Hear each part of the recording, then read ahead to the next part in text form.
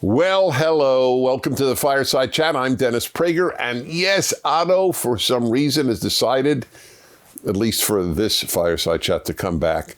I would say he was present for about 220. Maybe he missed 60. I'm not even sure he missed 60. Yeah, he might have.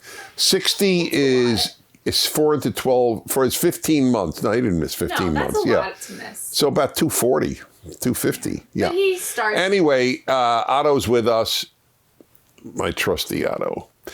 And this is a very serious day. A personal note, as you all know, well, not if you're new, but if you're not new to me, I take happiness extremely seriously. I've written a book on it. I lecture on it. 1 hour of my radio show each week since 1999 has been on happiness. Some of you were not born when I started my happiness hour on my radio show.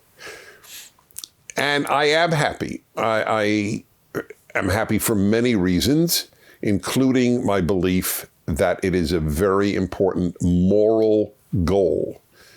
It is an achievement to lead a happy life.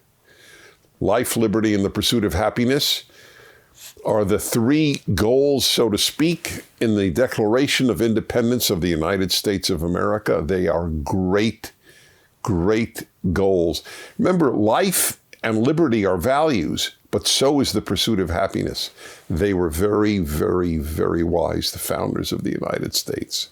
Having said that, sometimes, either for personal reasons or for macro reasons, social or societal reasons, it becomes a challenge.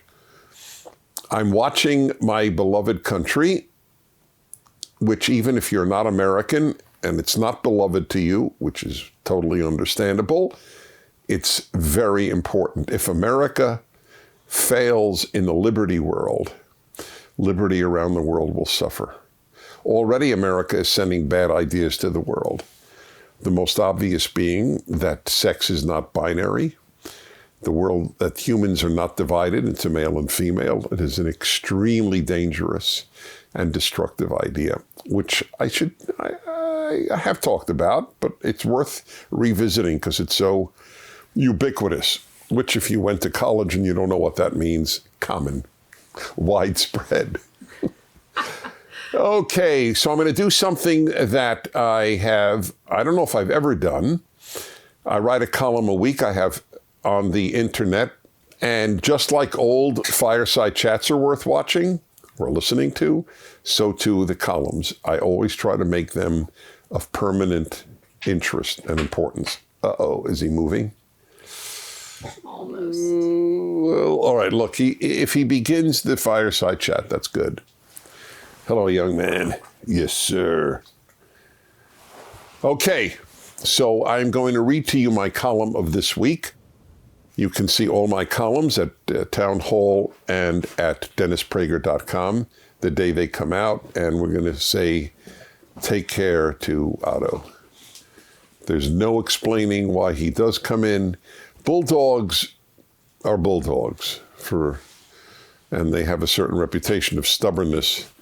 Okay, anyway, because of the unprecedented act taking place as I speak to you, of the indictment of a president of the United States after he leaves office, and the leader of the opposition party, this has never happened. This happens almost only in corrupt governments, what are often called third world, or in the Western Hemisphere, banana republics.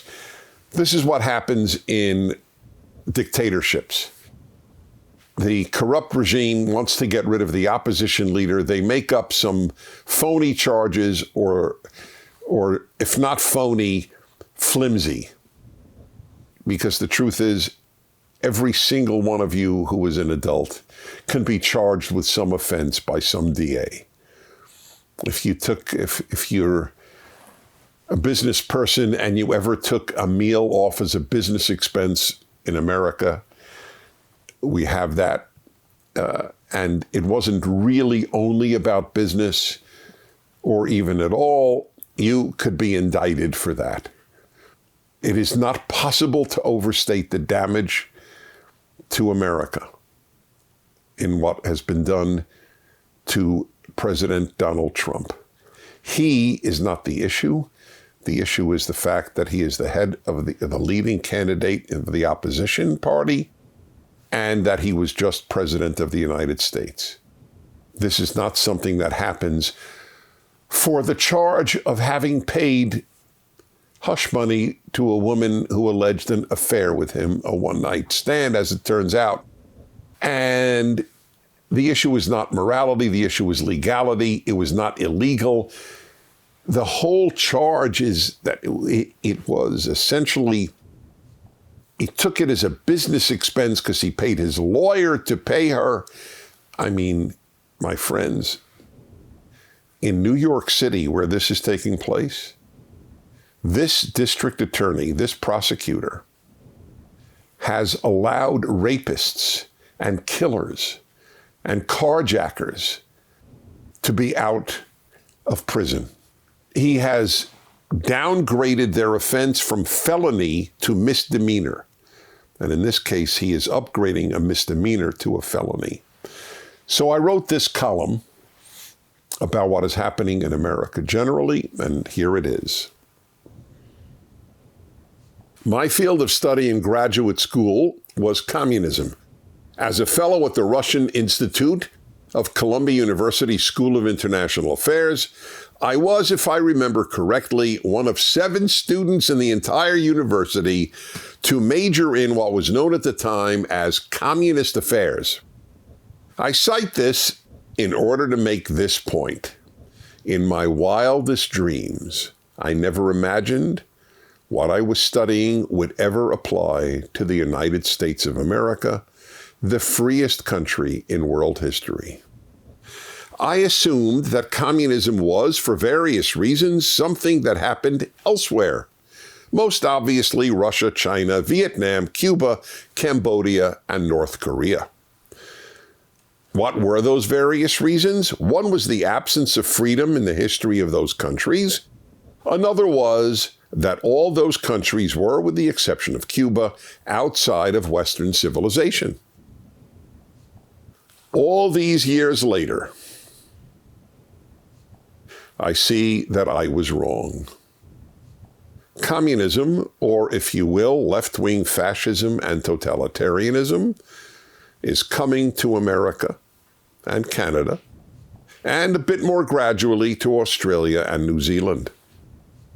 Incredibly, or maybe not so incredibly, more than 200 years of unprecedented and unrivaled liberty and commitment to Judeo-Christian values and to reason, and all the unparalleled achievements of Western civilization have come to mean nothing to about half of the American people and to virtually every one of its major institutions. Let me remind you that we ask you at this point in every Fireside Chat to go to PragerU.com to see the rest of the Fireside Chat. And the reason we do this is to ask people to watch these chats on PragerU.com and to download the app, because we don't know how long Google and YouTube, Google owning YouTube, will even allow us to appear.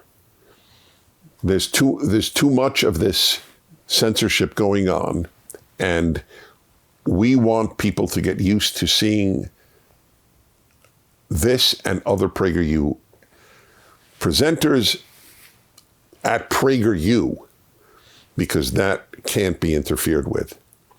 So please go to PragerU.com and download the app and watch it, and the whole thing through PragerU next time.